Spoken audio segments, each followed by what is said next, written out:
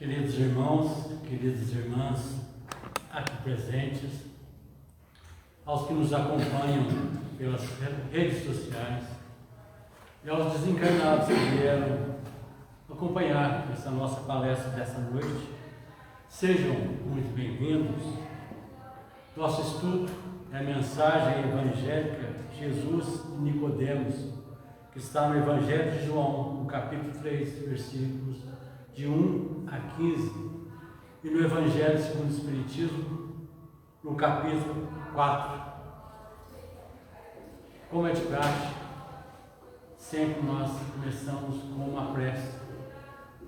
Então vamos elevar o nosso pensamento até Deus, até Jesus, aos nossos mentores, aos mentores dessa casa, para que eles nos iluminem, nos intuam e que possamos ter uma noite de conhecimentos bem aproveitados. Estejamos com Deus, porque Ele está sempre conosco e em nós. Que assim seja.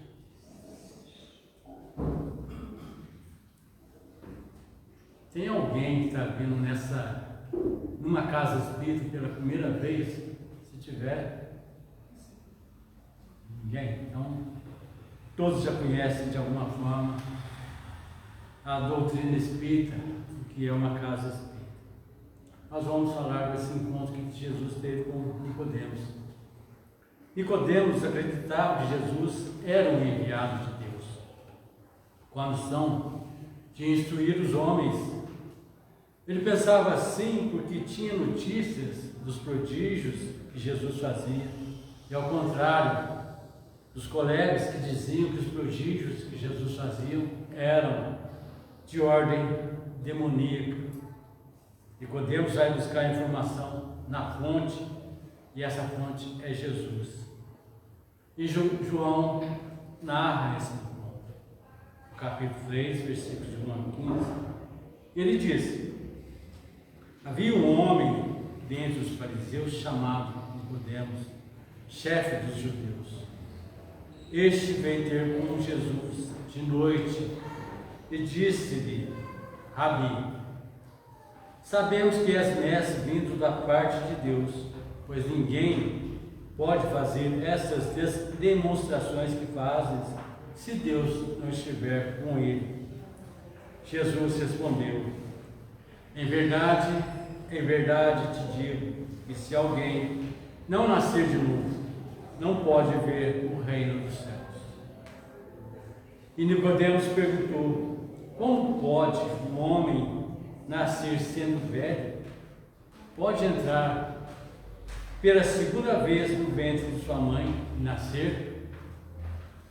Jesus respondeu: em verdade te digo que se alguém não nascer de água e de espírito, não pode entrar no reino de Deus. O que nasceu da carne é carne, o que nasceu do espírito é espírito. Não te maravilhes de eu te dizer: é-vos necessário nascer de novo. O espírito age onde quer, ouves a tua voz, mas não sabes de onde vem nem para onde vai. Assim é todo aquele que nasceu do Espírito. Como pode ser isso? Perguntou Nicodemos. Jesus respondeu: tu és mestre de Israel e não entendes essas coisas? Em verdade te digo que falamos o que sabemos e testificamos o que vimos, e não recebeis nosso testemunho. Se vos falei de coisas terrenas e não me credes, como crereis se vos falar de coisas celestiais? Ninguém subiu ao céu, senão aquele que desceu do céu, a saber, o Filho do Homem.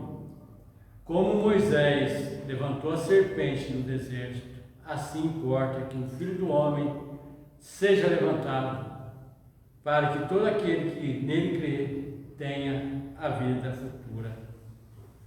Esse é um dos episódios mais instrutivos, em qualquer plano que se consiga compreendê-lo. Pode ser no sentido literal, no alegórico, no simbólico ou no espiritual. Então nós vamos buscar neste texto alguns trechos relevantes. Nicodemos era fariseu. E Kardec, na introdução do Evangelho segundo o Espiritismo, em Notícias Históricas, ele descreve algumas características da sociedade da época. E além de fariseu, Nicodemos era um dos principais deles, um doutor da lei, membro do Sinédrio. Nicodemos vai ao encontro de Jesus à noite. A noite é a hora mais propícia para uma conversa particular, mas a prudência de não ser visto. Nicodemos não queria que as pessoas, vendo um doutor da lei conversando com Jesus, o acusasse. E a noite simboliza a escuridão, as trevas, os mistérios a serem desvendados.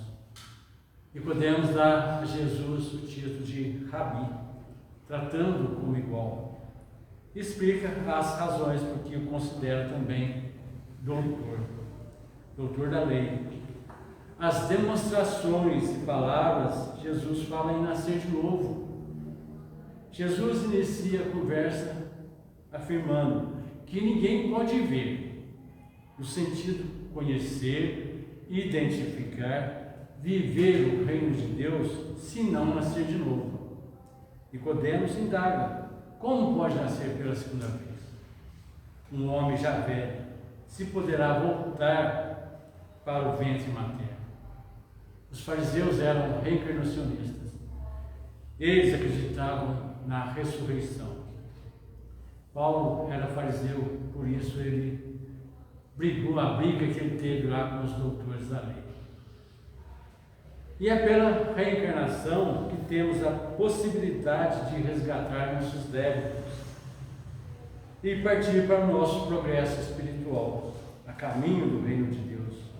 Uma encarnação só é insuficiente para que nós nos tornemos anjos. Por isso reencarna e encarna muitas e muitas vezes. O mestre confirma, especificando que o nascimento deverá ser de água e de espírito, e dizendo mais, que o que é carne nasce da carne, o que é espírito vem do espírito. Nascer da água é o nascimento físico, material. A terra é constituída, feita de 3 partes de água e só uma de solo.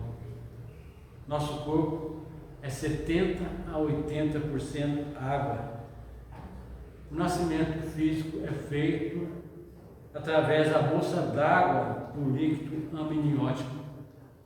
O espírito, ao reentrar na vida física, pode ser considerado novo espírito que reinicia suas experiências esquecidas do passado, uma nova personalidade no mundo terreno, a fim de progredir. Nascer do espírito é renascer com sua alma, é o renascimento moral, a reforma íntima, a morte do homem velho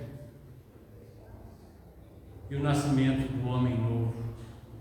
O que nasce da carne é carne, e o que nasce do espírito é espírito.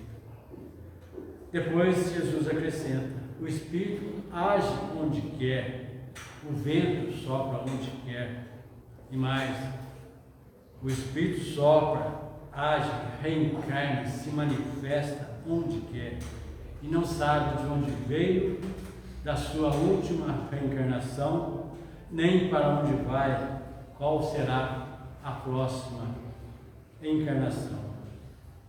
Jesus esclarece que o que gera o corpo, é matéria, mas que gera o espírito só pode vir do espírito. E Deus é esse Espírito Supremo que cria os espíritos. Jesus muda de tom, torna-se mais solene, eleva os conceitos e penetra assuntos mais profundos. Admira-se que Nicodemos não entenda. Saliente que entre os dois há uma diferença. Nicodemos é doutor de Israel, enquanto que ele, Jesus, não havia feito os cursos oficiais. Salienta então que até aqui falou das coisas terrenas e não foi entendido.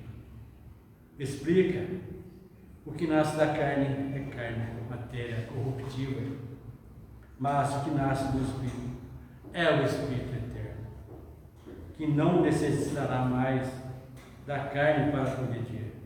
Só nasce na carne que está sujeito às leis de causa e efeito, individual, grupal, coletivo ou planetário. Esse ainda é carne, ainda que terá que nascer da água, porque está preso à baixa densidade, mas que nasce do Espírito, se liberta, sobe a outros planos. Nós aqui nesse plano terreno de provas e expiações, ainda temos muito que pagar na nossa causa individual, grupal, coletivo e planetária.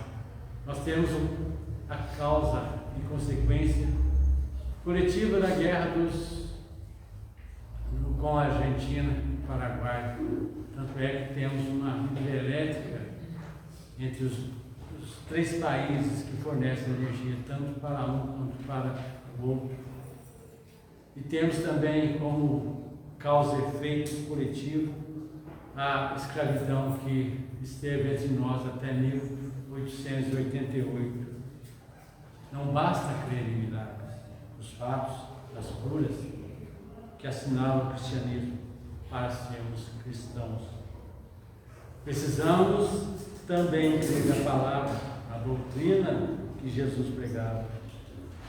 Aqui no nosso tempo, a maioria das pessoas crê nos fenômenos, nas curas, e muitos são os que pedem remédios para a cura de suas enfermidades.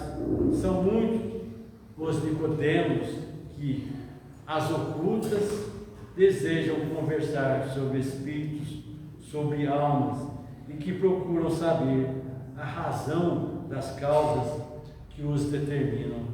Mas também, como Nicodemos, continuam filiados às suas crenças. Não basta crer nos fatos, é preciso compreendê-los depois de os ter estudado.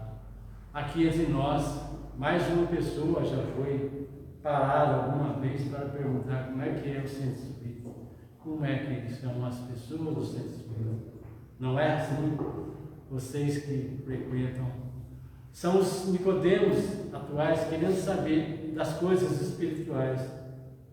E nós estamos aqui para dar um pouco dessas explicações. Não basta dizer que os fatos vêm de Deus. É preciso saber como eles vêm de Deus. E para chegar ao conhecimento desses fatos, temos que estudar justamente, e Jesus fazia questão que fosse estudado, a vida eterna. O ponto principal de Jesus era a vida eterna.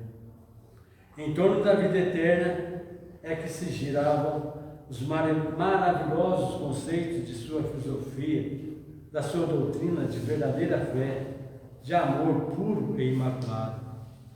Todas as sentenças e palavras de Jesus eram luzes iluminando a vida eterna, a vida imortal. É nessa vida que se manifestam os prazeres e os sofrimentos, também invisíveis. De um lado, as virtudes, a santidade, a paz de consciência, a alegria de coração. Do outro, as paixões más, o remorso, a tristeza.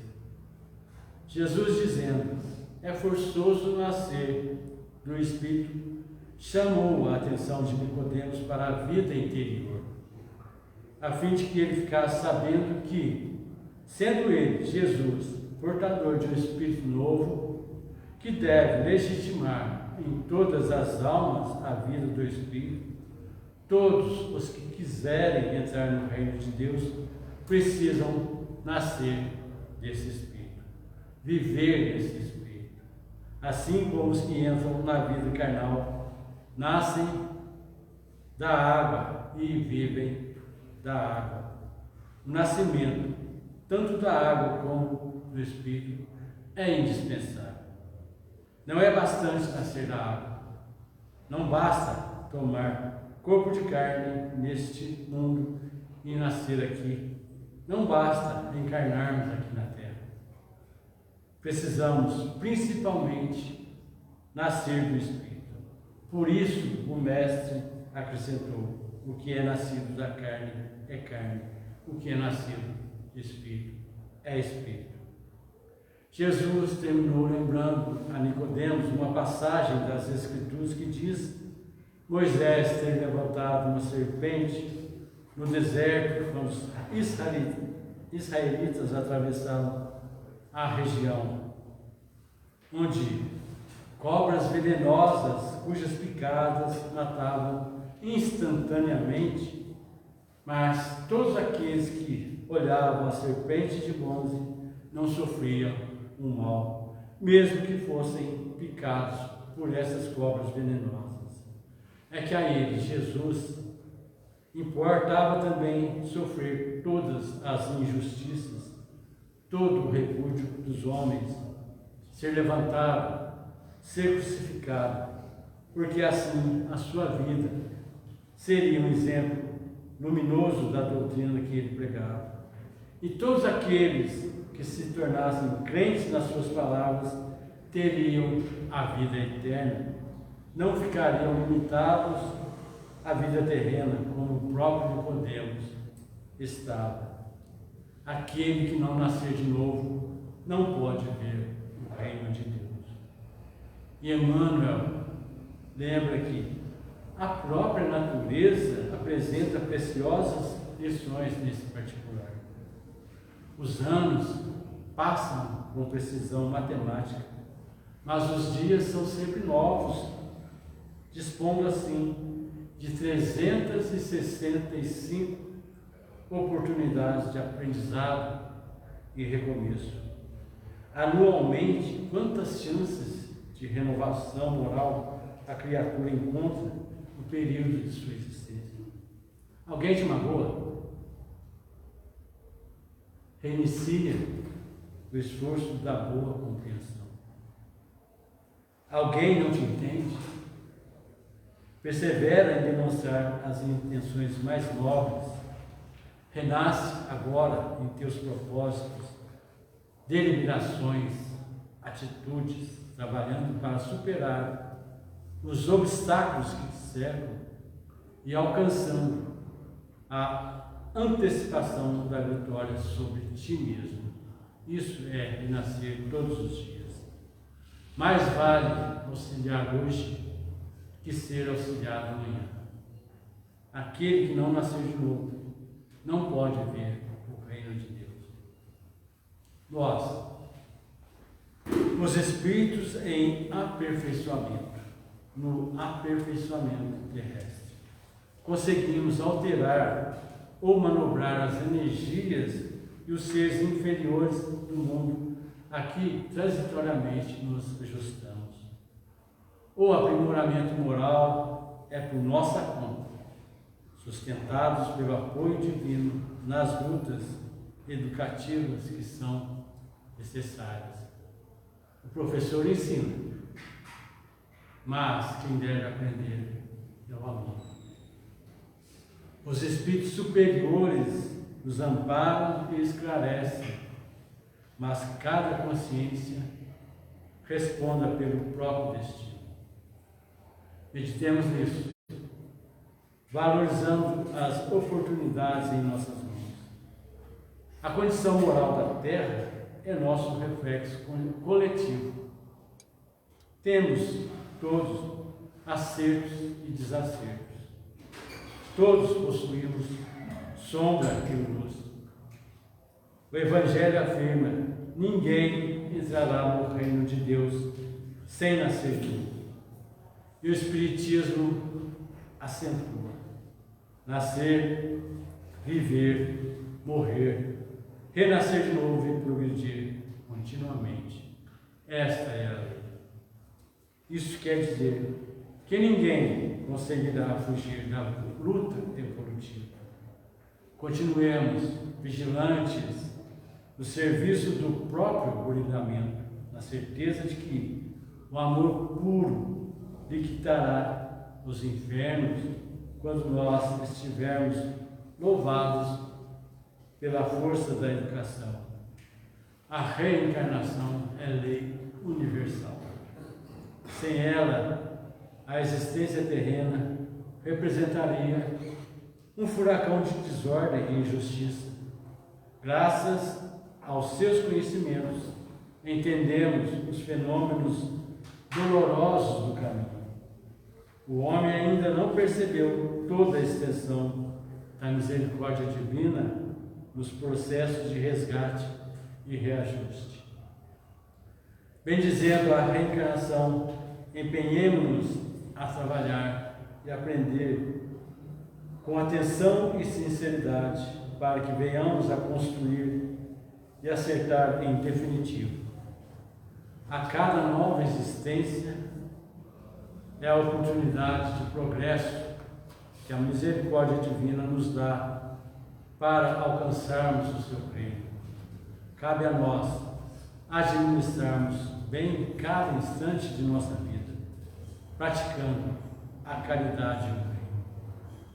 Ainda hoje encontramos pessoas que, igual aos fariseus, têm conhecimento das coisas espirituais, mas as deixam ocultas sob os símbolos das práticas exteriores ou se deixam conduzir pela política religiosa. Importa considerar que, a despeito de Nicodemos ser chamado príncipe dos judeus, por ser alguém bem situado no campo social, politicamente influente e membro do Sinédrio, percebia que algo profundo e verdadeiro lhe faltava. Vemos nesse personagem do Evangelho uma pessoa que estava presa às tradições religiosas, mas que procura superar as barreiras das convenções e procura o Mestre, ainda que tarde da noite. A história se repete conosco. Convocados à aproximação da mensagem de amor, depois das desilusões e da constatação da ineficiência dos títulos e valores do mundo, procuramos outros padrões que possam nos colocar na rota segura da existência, investindo em novos conhecimentos espirituais. Aprendemos que qualquer vinculação a novas propostas implica desvinculação das velhas. Busquemos nos guiar por esta lição do Evangelho, ilustrada no diálogo ocorrido entre Jesus e Nicodemos, uma vez que é sempre útil vencer os obstáculos e procurar Jesus. Procurar Jesus foi um ato de sabedoria de Nicodemos, reconhecendo o Senhor como um mestre capaz de conceder-lhe as orientações seguras de que tanto necessitamos. Deus impõe a encarnação com a finalidade de a criatura chegar à perfeição. Sem a reencarnação, o homem não pode ver o reino de Deus, o que significa dizer: não alcançaremos a plenitude espiritual se nos mantivermos presos aos dogmas, aos cultos, aos falsos ensinamentos, às sensações da matéria. Com a reencarnação, abrem-se novas oportunidades de aprendizado e de renovação espirituais, propiciando impulsos evolutivos significativos. As reencarnações nos propiciam oportunidades para receber o reino de Deus, que está em nós, não em outros lugares. Nós, os Nicodemos da atualidade podemos compreender pelos registros seguros da doutrina espírita alguns detalhes a respeito da reencarnação. Felizes aqueles que, apesar de encobertos pelas trevas passageiras da desinformação, conseguem encontrar Jesus e com ele dialogar. Nesse sentido, por obra da misericórdia do Senhor, chegou até nós o Consolador prometido, representado na bênção do Espiritismo que esclarece, ensina, alivia dores e aflições. A reencarnação e os benefícios dela indicam também a manifestação da justiça e misericórdia divinas, as quais não condenam o espírito infrator ao sofrimento eterno, trazendo em seus mecanismos as propostas de aprendizado e também os impositivos da lei de causa e efeito. A reencarnação proporciona ao espírito devedor condições de refazimento do seu destino, se há empenho em melhorar. Quando se trata de remontar dos efeitos às causas, a reencarnação surge como necessidade absoluta, como condição inerente à humanidade, como lei da natureza. Pelos seus resultados, ela se evidencia de modo material. Só ela pode dizer ao homem de onde vem, para onde vai, por que está na terra, e justificar todas as irregularidades e todas as aparentes injustiças que a vida apresenta. Esse diálogo de Jesus com Nicodemos veio para nos mostrar que a reencarnação é um fato, uma lei divina, uma lei de Deus, para nos mostrar que estamos aqui, de onde viemos e para onde vamos. Nós estamos resgatando os nossos débitos de encarnações anteriores. E essa encarnação atual é a melhor delas. Por que nós temos essa certeza? Porque o dia de hoje, 13 de março, é o melhor dia de nossas vidas. Ontem, domingo, dia 12, nós não temos mais nenhuma condição de multiplicá-lo. Mas hoje é o melhor dia das nossas vidas. E amanhã, dia 14, terça-feira, nós sabemos alguma coisa dele? Nada, só sabemos que vai ser amanhã.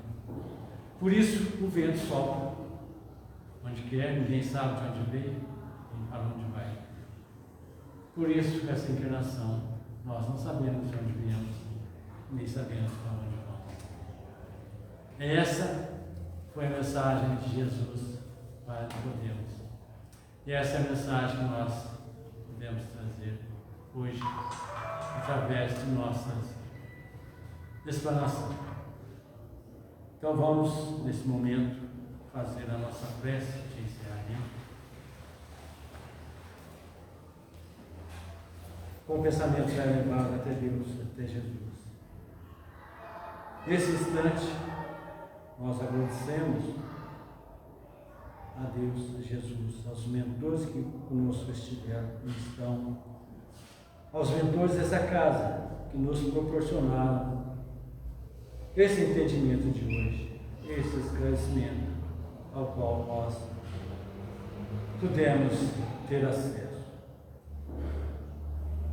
Agradecido, Senhor, e possamos voltar aos nossos lares com a sua presença.